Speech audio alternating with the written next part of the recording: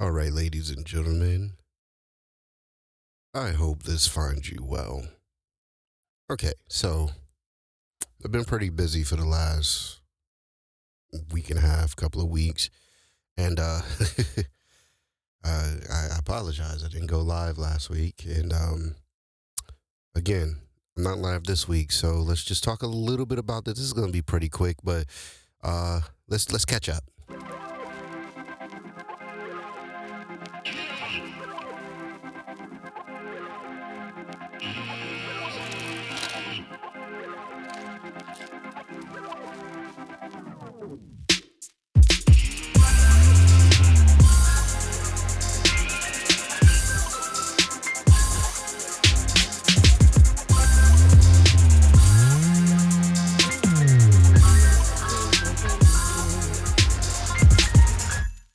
Bloom, bloom, bloom, bloom, bloom, bloom, bloom, bloom, bloom, bloom, bloom, bloom. How you guys doing? All right, all right, all right. So it's been a little bit. It's been a little while since I've been up. Last week I completely skipped last week, so I was like really, really, really busy, and I was gonna go ahead and pre-record, and time got away from me. I wasn't able to pre-record, so I do apologize for that. And just put up something last week. I wasn't able to do that. My bad. I was kind of busy, so I gotta try to um, get my time together a little bit. Get better time management. So when I'm not able to go live, I can still just like at least pre-record. So then, when I was out and about, right, what I was gonna do was just go. I was gonna go live from my cell phone, and I was like, you know what? It's not gonna be, you know, coming live from the beautiful layer from my not layer. I'm sorry, from my beautiful edifice. But hey, it's live nonetheless. And then I didn't have like. I need a certain amount of followers in order for me to be able to have full access to be able to control live going from mobile. So I was just like, nah, I can't cheat myself like that. So I'll just go ahead and pick it up again next week. So, all right. So welcome to Conversations with Terrence. I am your word sayer, Terrence. And we are coming from, and I'm going to be transparent, this is not live. We're coming from my beautiful, beautiful, beautiful, beautiful edifice. Yes, Lord. All right. So, again, I'm being transparent. It's not live. I'm not, I would dare not sit here and try to act like it is. It's not. It is today, though. It is today on Tuesday. It's just not, me going live. So, all right. So the last conversation that we had, I spoke about briefly about the death of my parents, the death of my dad, and the kind of the impact of it. And I kind of want to dive a lot deeper into that, into grief, and like the unlearning of, making sure that you got to have it together. Like in our culture, especially if you're a man, you gotta be tough at all times. And that's just not what it is. Now, be transparent. This is not going to be long. I just want to make sure that I don't skip 2 weeks in a row, and I just want to give you guys just a little something to take home with you. This is not going to be long at all. Right now, we're at almost 4 minutes, and literally, that's literally what it's going to be. It's not even going to be 10 minutes out. It's not going to be 10 minutes. It's going to be something though. But I kind of dug a little deep, just saying that like my formative years, like coming into manhood at 20 years old, that's when I lost my dad, and that's the time that I felt like I needed his guidance the most, is when I became a man. Like, you prepared me, but now I'm here. I'm at that point where I'm a man, and it's like I don't have that hands on that I needed to go through. So like the week before, we spoke about abandonment issues and me discovering that I had abandonment issues. And like I felt abandoned by God because, like, 17 teenagers, lost my mom, and then like literally almost exact to the date 3 years later, lost my dad. And I was just like, nah, that was the beginning stages of my abandonment issues, right? And and then I never properly grieved because I always felt like I needed to have myself together, compose myself at all times, right? So I remember. So I'm gonna go back. I'm gonna go back to when my mom died, right? And hopefully this will help somebody else. But these are things that I've never really spoken about, and hopefully this will help somebody. Maybe somebody handled grief the way I did, which just bottle it all up. Uh, Listen, it's not good because I suffered for years because I bottled up grief that I shouldn't have bottled up. I really shouldn't have bottled any of that nonsense up. But so let's start from there. So 17, my mom died. She had like two open heart surgeries. She had a pacemaker, all that other stuff, and she was very very young. Actually, she was very very young. I think she was 50 when she died. Like that's young, man. Like young. She was a young buck, man, and she was going through all these health problems in her like 40s and stuff like that. And so it was difficult. You know what I'm saying? It was really difficult. And I saw my dad, take care of her. I ain't never seen nothing like that in my life. Hats off to him. He took excellent care of my mom when she was sick and all that other stuff. So like now don't get me wrong, it wasn't a complete shock, or it wasn't like left field when my mom died. It just wasn't left field because she was in hospice. Um if memory serves me correctly, she was in hospice for like a week before she passed. And the crazy thing about it is that she was actually getting way better towards the end of it, to where we thought that she was going to be out of there and then everything was going to be good. And then she took a turn, and then boom. So I'm in school. I forgot what morning was that a Monday morning or a Tuesday morning? It must have been like a Tuesday morning or something like that, right? So I'm in school and I'm walking down the hallways, and this is the first time I felt like I was literally like everybody was looking at me, right? I've never had this feeling ever before, right? Everybody just looking at me while I'm walking down the hall, and I'm like, what's going on? And then somebody hit me up. It's like, yo, your father's in the office. So the funny part about that is, right now, I was always a troublemaker in school, man. I used to get in trouble all the time. I used I used to make fun of my teachers. I used to get on my teachers' nerves. Like when I tell y'all, I was a hot mess. I was a hot mess in high school, bro. Like I was always clowning. I hated school, bro. I hated it. I was always clowning in high school. I was always hanging my teachers. I remember this one teacher, his name was Mr. Long, right? And he always had the ashiest hands on earth, right? His hands was always mad, super ashy, and he would always hold the chalk like this in his hand. Like he would always hold the chalk like that, right? And he'd be talking, and then he and he had the funniest voice on earth, right? So and then whenever he would ask a question, and if somebody would say the wrong answer, he would be like, "No, no, that's the wrong answer. No." so, so, so I used to just burn out in the class like, "No," just say that to him for no reason, right? And I'd be like, "Yo, Mr. Long, bruh, why your hair's always ashy, man?" And then he'd be like, "Get out, get out." I remember it was report card time, right? My dad came in, all that other stuff. So then he had to meet with him. And then my father automatically knew why I was cutting this dude up. Like, so he wasn't even mad at me.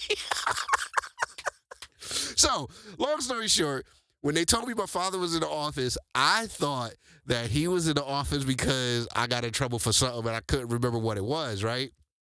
So I got to the office. He was sitting there with the principal, and it was still just like real somber, like really really somber. I was like, I didn't understand that. It was like, why does it feel like everybody's watching me? Why I feel like everybody I run to is like really really somber? Is because everybody knew before I did. So once I got there, he was like, "Hey man, just letting you know that your mom passed," and I was just like, "Oh." Oh, okay. I was like, wow. That kind of threw me for a loop. I wasn't 100% shocked. I'm not gonna say I was 100% shocked because we knew she was sick. She was in hospice. It was just a little confusing because we was like, oh, well, she was. What is this? Is that the gray hair? What is that? All right, sorry. I'm easily distracted. I'm still distracted. That is a gray hair. Okay. All right. Sorry, y'all. So, like, she was in hospice, but the thing that confused me is like, boom, she was getting better. Like, she was getting better, and I was like, all right, cool. All right, it is what it is. Boom. All right, we good. So then, obviously, he took me out of school, right? So this dude, while I'm in high school, y'all, we walking down the hall, and he tried to hold my. I was like, "Hey, man, what you doing? Yo, what you doing? I'm in high school. You can't hold my hand walking down the hall while all these girls looking. Don't do that, man."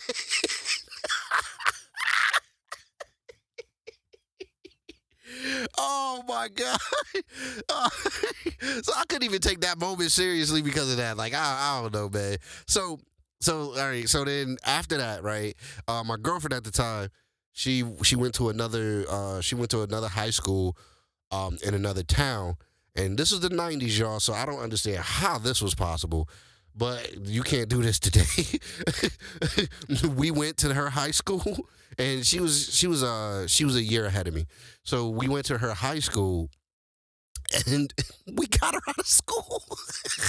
You can't do that now. I don't know how that was possible. But we got her out of school, and she was like literally there with me during the whole situation, right? Whole situation, which I'm grateful. All of my boys was there for me. It was a really really difficult situation, but I never. And I'm just thinking about it. I never really grieved properly because I always felt like I needed to be tough about the situation. Like even when my dad came to get me from school, and him trying to hold my hand walking down the hallway in high school wasn't even for me. It was actually for him. I was just trying to be super strong for that during that moment when I didn't need to be. They even offered like counseling in school.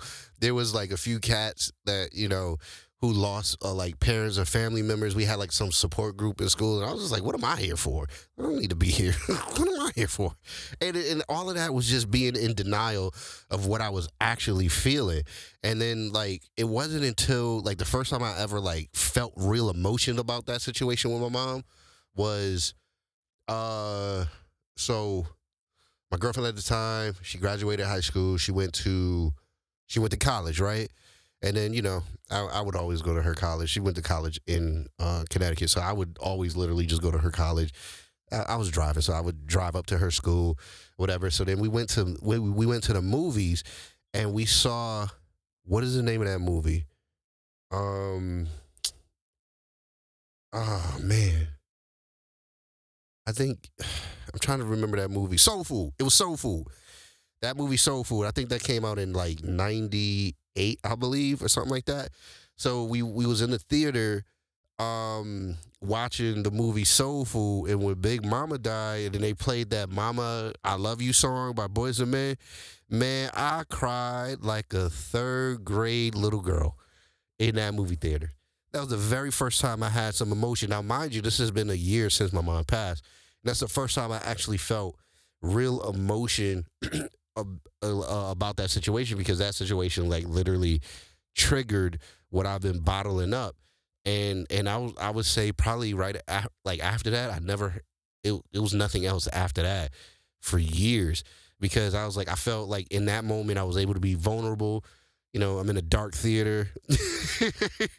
I'm in a dark theater, so I'm able to be like a little emotional and all that other stuff. Nobody's gonna pay attention to it, and then just me, just like literally masking what I really feel.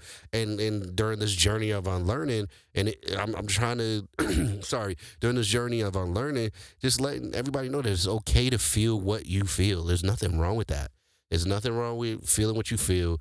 I always say, not staying in those feelings and not letting those feelings govern you or move you around, but just like literally just being honest with what you feel, acknowledging what you feel, bask in what you're feeling in the moment, and then you can like gracefully move on. But it's very toxic and it's very unhealthy to bottle up, especially grief, to bottle up grief and never acknowledge that, because it will eat you alive, and you will start doing and saying things and being involved with things that you normally wouldn't do because you're not being honest with yourself and true to yourself and all this extra stuff, man.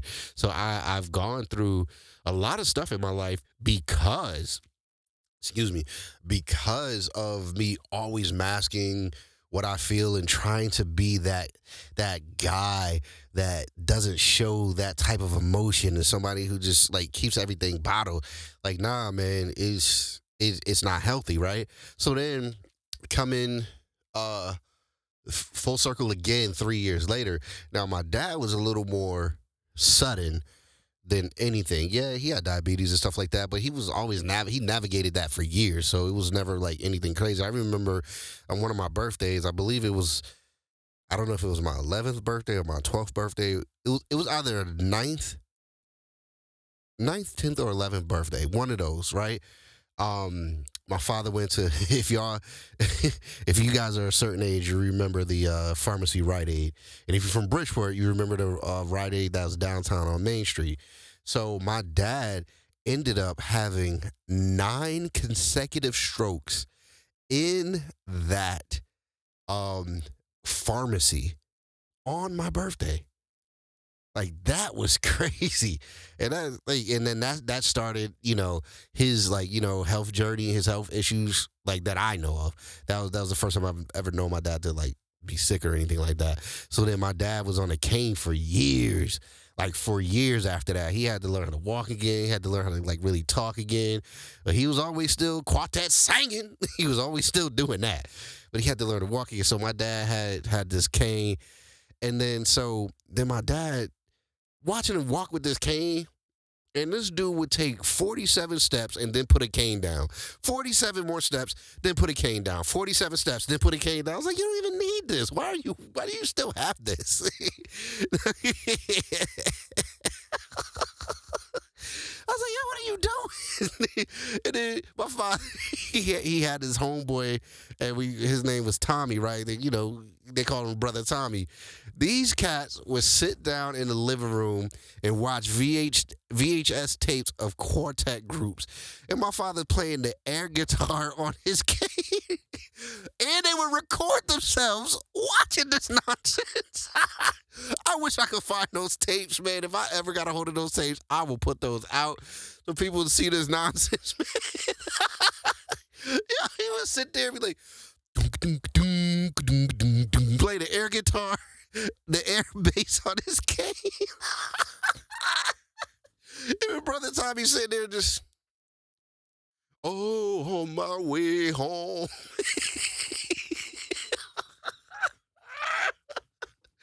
Oh my goodness, man, I tell you. But so anyway, leading up to like 3 years after my mom died, right? 20 years old at this point. My father had already got remarried. Well, that, just moving on with life, seeing my dad super happy, seeing my stepmom super happy, seeing my father chilling again. Well, not again. This is the first time in my life I ever saw my father chilling, because I told y'all he was one of the worst dressers I've ever seen in my life. Oh, sorry about that. Oh, but my stepmother May, she stepped him up a lot in the dressing department. She made him look real good. She made him look good. So he just vibrant, going out still singing places, doing stuff like that. And then he died like suddenly. Like, I'm at work. I get a call. Yo, Dad, such and such. And he actually went out, like, he was in the middle of singing a song in church. They told me that he was singing some song called Lord, not some song, I know the song.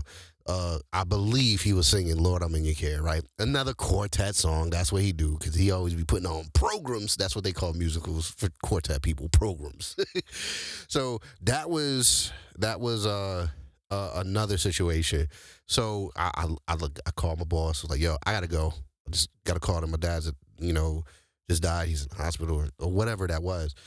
So I met them all over at the hospital, and just seeing my father lay there lifeless was like the craziest thing that I've ever seen in my life. Like that. Now I've seen dead bodies before. I grew up in the hood. Like that's a normal thing. But it's just like somebody that you know personally, like you're one of your heroes, and you seeing him there like cold. Like that was a moment for me. I was just like, again, here we go. Felt abandoned again. Like like I felt abandoned before, and I felt like I needed to be strong for that situation again. I felt like I needed to be strong at that time. I had a little son. Like TJ was like 3 months old when my dad died, I believe. No, hold on. TJ was born in August. So yeah, so TJ was probably like 6 months old when my dad died. So he got to be with my father for a little bit. None of my other children have known my voice. Well, TJ don't even know him either, but but still, he was one of the only of my kids. TJ was the only one of my kids that my father actually physically touched and seen.